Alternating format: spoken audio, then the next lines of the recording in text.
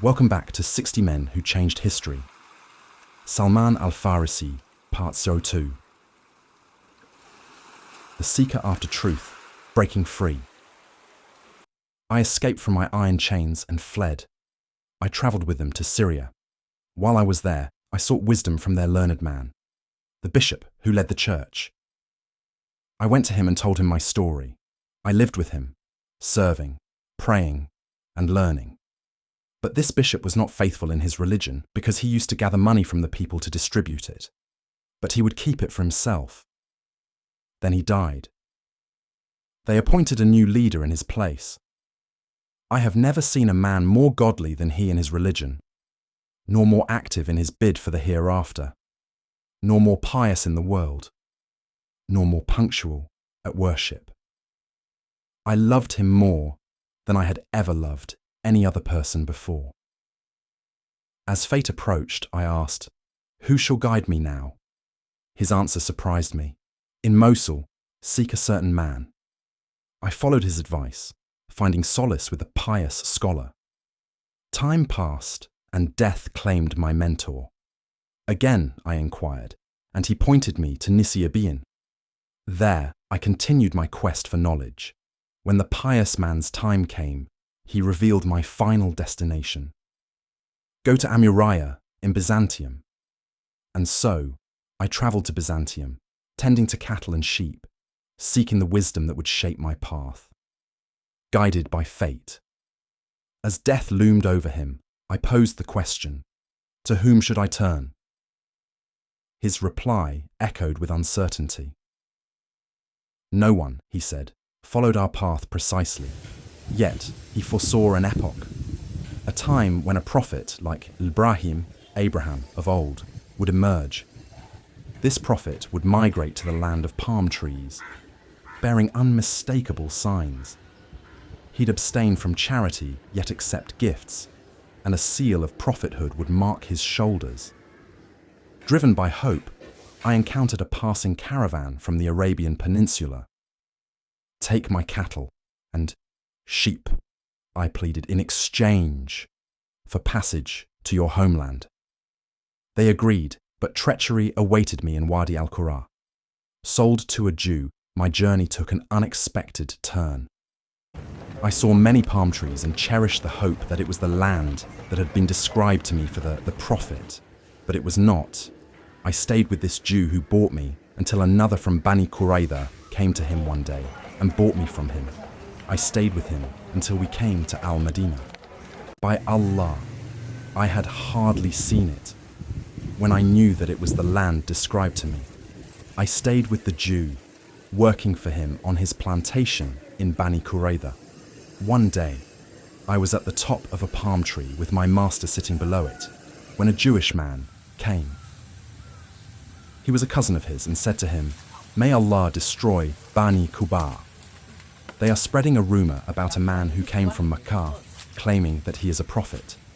By Allah, he had hardly said it, when I was seized by a tremor, and the palm tree shook until I almost fell.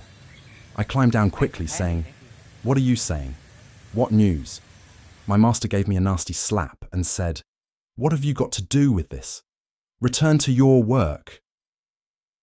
So, I returned to work. At nightfall, I gathered what I had and went out until I came to the Prophet, peace be upon him, at Kubar. I found him sitting with some of his companions. I said, "You are in need, and a stranger. I have some food as charity," and I put the food down.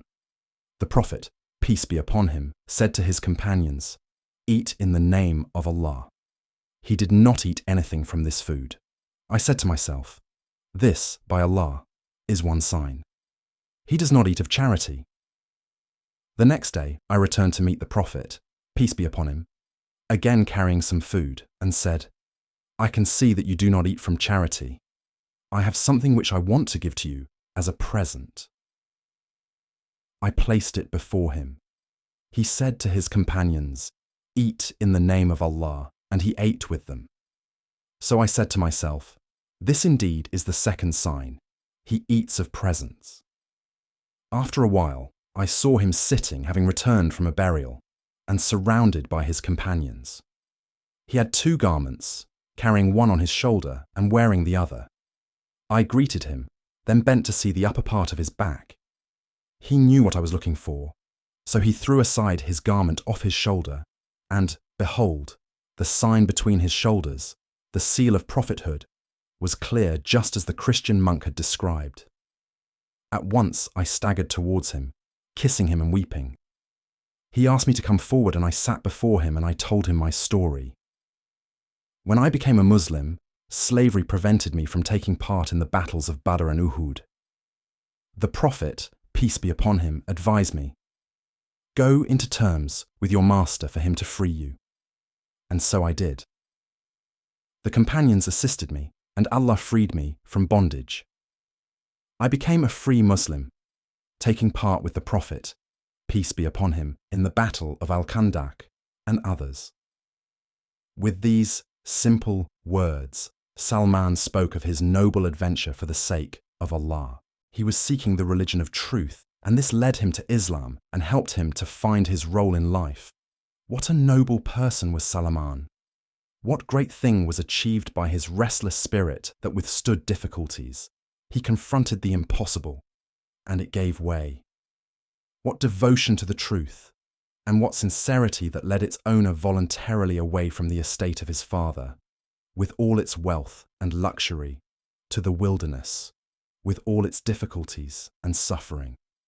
He moved from land and land to town, seeking acquaintances, enduring hardships, worshipping and searching for his destiny while experiencing different ways of life. He was always ready to make the necessary sacrifices to reach his aim.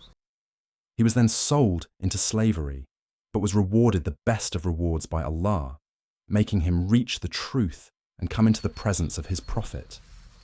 He was granted longevity so he can see the banner of Islam fluttering in all parts of the world and filling corners of the earth with guidance and justice. What happened to Salman when he was freed? To find out, please watch Part 03.